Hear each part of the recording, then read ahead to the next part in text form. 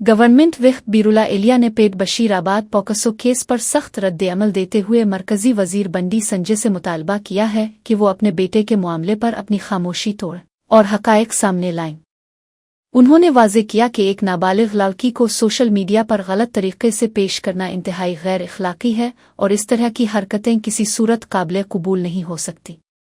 एलिया ने बताया कि वज़ीर आला की हिदायत पर इस मामले की खुसूसी तहकीकाती टीम के जरिए इंक्वायरी जारी है और उन्होंने खबरदार किया कि कानून की नज़र में सब बराबर हैं, चाहे वो कितना ही बासर क्यों ना हो। उन्होंने बंडी संजय को चैलेंज किया कि वो भाग्य लक्ष्मी मंदिर जाकर अपने बेटे की मासूमियत के हवाले से हल्फ उठाएं और अवामी शुकूक और शुबहात को दूर करें। उनका कहना था कि हुकूमत मुतासिरा लड़की को इंसाफ दिलाने के लिए पुरज़्म है और कसूरवारों को सख्त से सख्त सज़ा दिलवाने में कोई कसर बाकी नहीं छोड़ी जाएगी।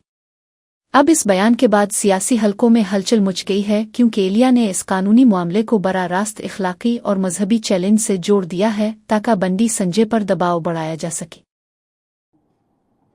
కేంద్రంలో ఇక్కడ రాష్ట్రంలో చీమ చిట్టుక్కుమంటే స్పందించే బండి సంజయ్ గారు ఒక కేంద్ర సహాయ మంత్రి హోదాలో ఉండి తన సొంత కొడుకు మీద కేసు బుక్ అయి మొన్న 8 తారీఖు నాడు ఇక్కడ కేసు బుక్ అయి విచారణ సాగుతుంటే ఒక కేంద్ర సహాయ మంత్రి ఉండి ఇప్పటి వరకు స్పందించకపోవడం మన దీని వెనుకున్న అంతర్యం ఏంది? రాష్ట్రంలో చిన్న ఇష్యూకే రాద్ధాంతం చేసి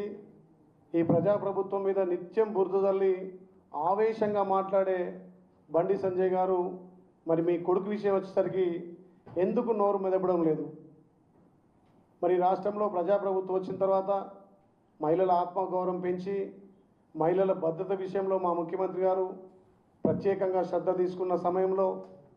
ఒక మైనర్ బాలిక మీద వాళ్ళ సోషల్ మీడియా ద్వారా వాళ్ళదే తప్పు, ఆ మహిళదే తప్పు అని చెప్పి చిత్రీకరించడం ఎంతవరకు సమంజసం?